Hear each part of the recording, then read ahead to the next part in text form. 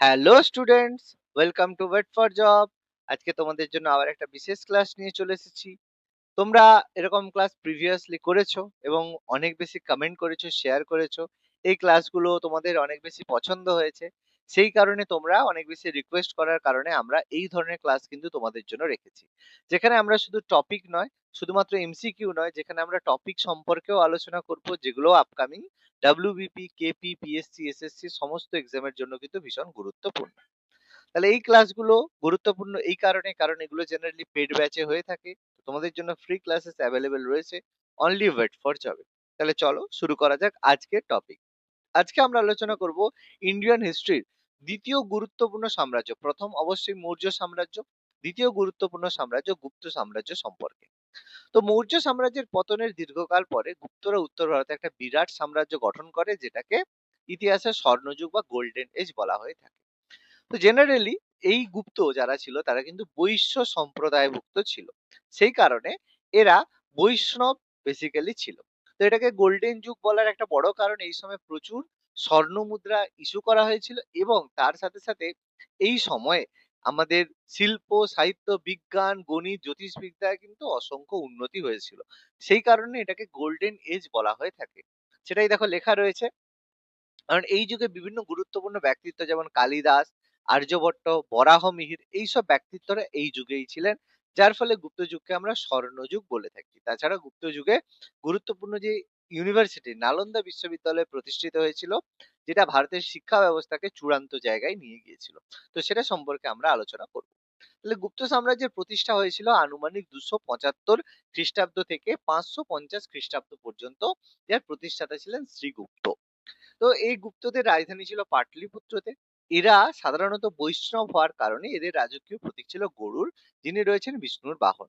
তো গরুড় কিভাবে বিষ্ণুর বাহন হলো সেই সম্পর্কে একটা গল্প রয়েছে, তোমরা যদি জানো তাহলে কমেন্টে অবশ্যই জানিও।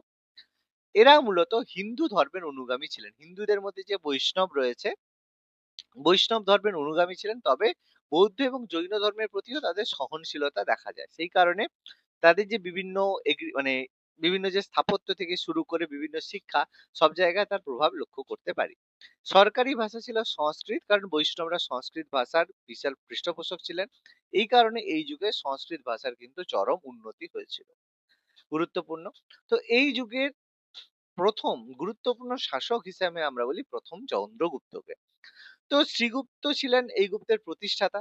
তো তিনি ছিলেন শ্রীগুপ্তের নাতি, অর্থাৎ শ্রীগুপ্তের পুত্র ছিলেন ঘটোৎকচ গুপ্ত, তার পুত্র ছিলেন প্রথম চন্দ্রগুপ্ত। তাকে আমরা এই সাম্রাজ্যের প্রকৃত প্রতিষ্ঠাতা বা রিয়েল ফাউন্ডার বলে থাকি। এর মধ্যে প্রথম রাজা প্রথম চন্দ্রগুপ্ত, যিনি কি করেছিলেন মহারাজাধিরাজ উপাধি গ্রহণ করেছিলেন। এর আগে শ্রীগুপ্ত বা ঘটোৎকচ গুপ্ত এরা মহারাজা উপাধি গ্রহণ করেছিলেন। প্রথম চন্দ্রগুপ্ত তিনি প্রথম মহারাজাধিরাজ উপাধি গ্রহণ করেছিলেন। তার সময়কাল ছিল আনুমানিক 319 খ্রিস্টাব্দ থেকে 335 খ্রিস্টাব্দ পূর্ব পর্যন্ত। তিনি সিংহাসন আরোহণ করেন 319 খ্রিস্টাব্দে এবং সেই সময় থেকেই একটা নতুন বর্ষপঞ্জি বা ক্যালেন্ডার চালু করা হয়, যেটাকে আমরা গুপ্তাব্দ বলে থাকি, সেটা স্মরণীয় করার জন্য।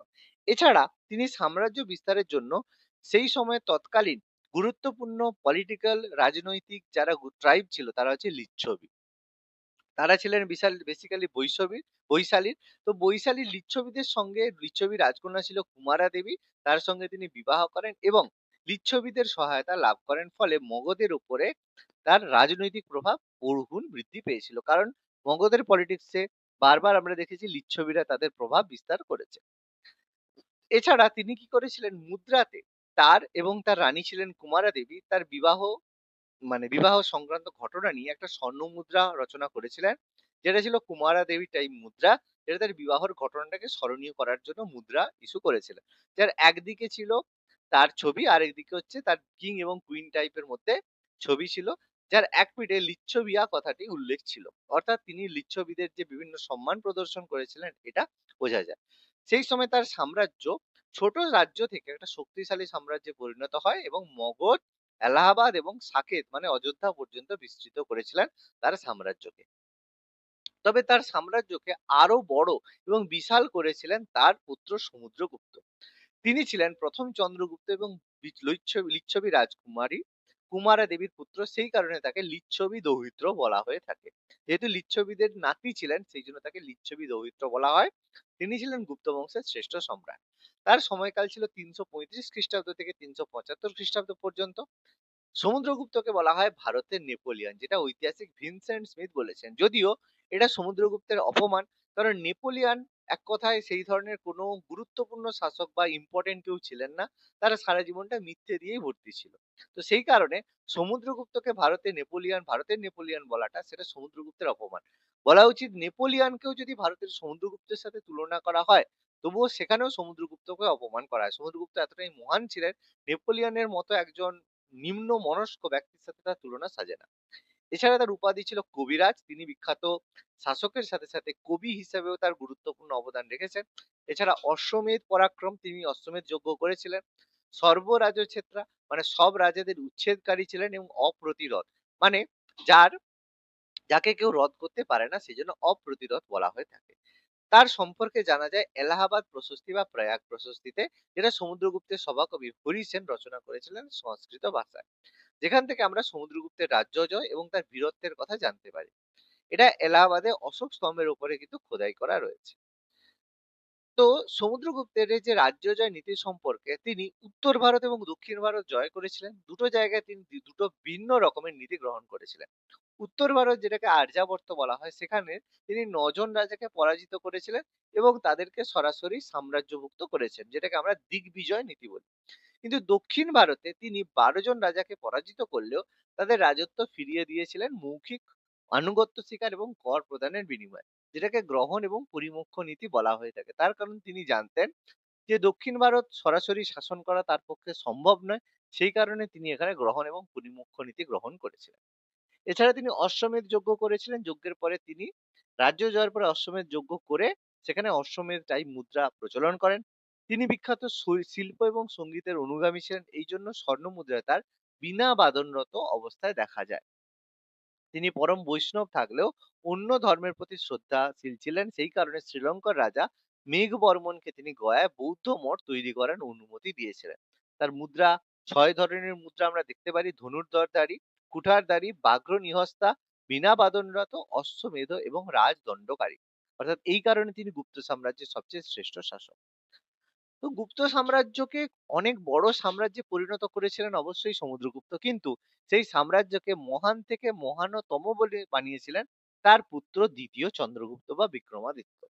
তো তিনি ছিলেন সমুদ্রগুপ্তের পুত্র এবং গুপ্ত বংশের অন্যতম ষষ্ঠীশালী শাসক, যিনি ইতিহাসে বিক্রমাদিত্য নামে পরিচিত।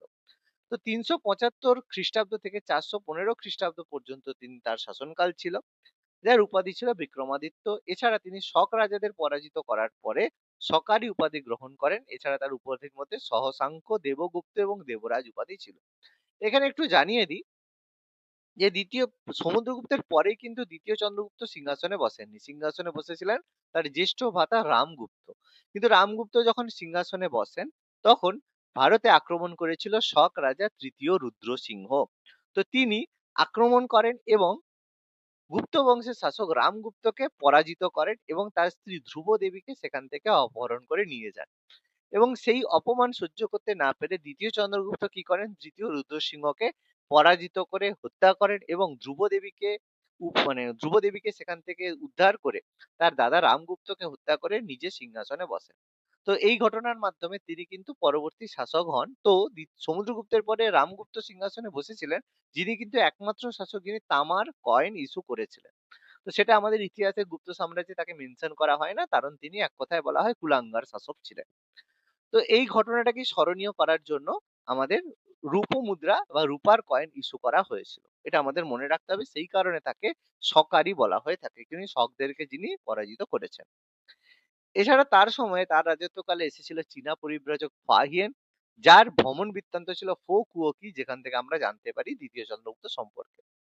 দ্বিতীয় চন্দ্রগুপ্তের রাজসভায় ছিল 9 জন পণ্ডিত, যারা নবরত্ন নামে পরিচিত ছিলেন, যার মধ্যে অন্যতম ছিলেন মহাকবি কালিদাস, অমর সিং, বরাহমিহির, ধন্বন্তরী এবং খপনক।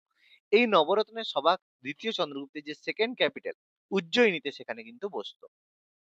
এছাড়া তার সময় গঠিত হয়েছিল দিল্লির কুতুব মিনারের কাছে মেহরৌলি লৌহ স্তম্ভ, যেটা তার সময়ে নির্মিত বলা হয় যে সেই সময় চন্দ্র রাজা এটা নির্মাণ করেন। এর বৈশিষ্ট্য এটাই যে এত বছর পরেও সেই স্তম্ভে এখনো মরচে পড়েনি, যেটা প্রমাণ করে গুপ্ত যুগের বিজ্ঞান কতটা উন্নত ছিল। তার প্রথম রাজধানী ছিল পাটলিপুত্র, তবে প্রশাসনিক সুবিধার জন্য উজ্জয়িনীকে তিনি দ্বিতীয় রাজধানী গড়ে তোলেন। এই উজ্জয়িনীতেই নবরত্নের কিন্তু সভা বসত। তিনি বৈবাহিক এবং রাজনৈতিক সম্পর্ক স্থাপনের জন্য নিজে নাগ বংশের রাজকন্যা কুবেরনাগকে বিবাহ করেন এবং নিজের কন্যা প্রভাবতী দেবগুপ্তার সঙ্গে বকাটক শাসক রুদ্রসেনের বিবাহ দেন। ফলে গুপ্ত সাম্রাজ্য কিন্তু অনেক বড় এক্সটেন্ডেড হয়েছে।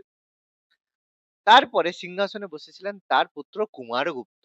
কুমারগুপ্ত এক কথায় সমুদ্রগুপ্ত এবং দ্বিতীয় চন্দ্রগুপ্তের যে বানানো সাম্রাজ্যের তিনি উপভোগ করেছেন। তার ফলে এত স্ট্রং শাসন ব্যবস্থা তারা তৈরি করেছিল, সেই কারণে তার সময়কে সুখ এবং সমৃদ্ধির যুগ বলা হয়ে থাকে, শান্তি এবং সমৃদ্ধির যুগ।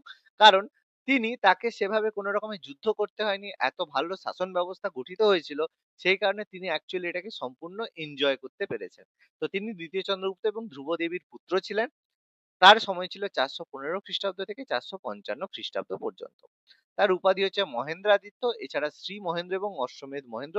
তার সময়ে সবচেয়ে গুরুত্বপূর্ণ কৃতিত্ব নালন্দা বিশ্ববিদ্যালয় প্রতিষ্ঠিত করেছিলেন, যেটা ছিল প্রাচীন ভারতের উচ্চশিক্ষার প্রধান কেন্দ্র। তিনি একমাত্র শাসক আমরা ইতিহাসে পাই যিনি কার্তিকের পরম ভক্ত ছিলেন। সেই কারণে তার স্বর্ণমুদ্রায় কার্তিকের ছবি, মানে কার্তিকের যে বাহন ময়ূরের ছবি পাওয়া যায়। তার সময় তিনি অশ্বমেধ যজ্ঞ করেছেন।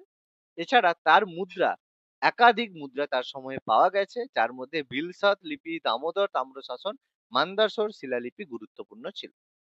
এরপরে সিংহাসনে বসেন সমুদ্রগুপ্ত, যিনি ছিলেন প্রথম কুমারগুপ্তের পুত্র এবং শক্তিশালী সম্রাট।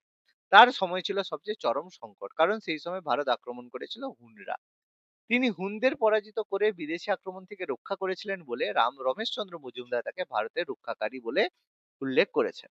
তিনি হুনদেরকে পরাজিত করে ভারতকে বিপদ থেকে রক্ষা করেন। তিনিও তার দাদুর দ্বারা ভীষণভাবে ফ্যাসিনেটেড ছিলেন।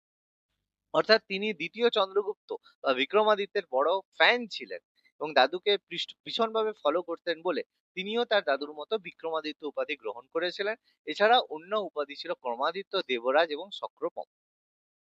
তো তার সম্পর্কে আমরা জানতে পারি উত্তরপ্রদেশের গাজীপুরে অবস্থিত ভিতরি শিলালিপি থেকে, যেখানে তার হুন বিজয় সম্পর্কে জানতে পারি। এছাড়া তিনি গুজরাটের সুদর্শন হ্রদ, যেটা তিনি সংস্কার করেছিলেন, যার শাসনকর্তা ছিলেন পর্ণদত্তের পুত্র চক্রপালির মাধ্যমে তিনি সংস্কার করেছিলেন। এছাড়া তার রাজত্বকালে হুন আক্রমণের কারণে যুদ্ধের সময়ে প্রচুর আর্থিক অবস্থা দুর্বল হয়, ফলে তিনি সোনার মুদ্রার পাশাপাশি রাজাদের যে আরো কিছু কিছু খাদ মেশানো স্বর্ণ মুদ্রা প্রচলন করেছেন।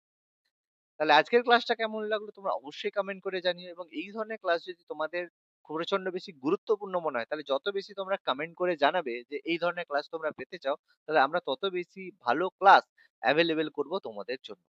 Thank you.